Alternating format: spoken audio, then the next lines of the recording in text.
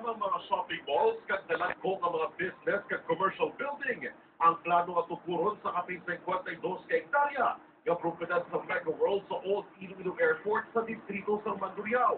Kundi isa ka convention center nga mahimo makaakomodar sa 3,000 ka mga individual. Sa damag lang, kinpirmahan na ang detailed foundation sa 1.7 hektarya nga duda sa Mega World nga mong tindugan sa 2-story convention center.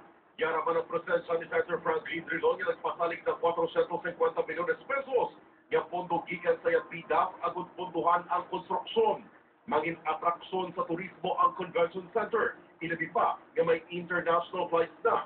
Sunod kay Mayor Jed Patrick Padillo, matapos ang land donation, sunod kay prioridad among sourcing of funds kagang konstruksyon bawat may disenyo na gikan kay architect Willie Coscolwela.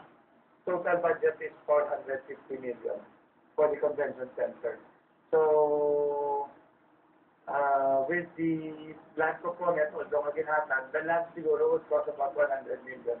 So, it's about 550 million. Timetable is about 6 to 8 months.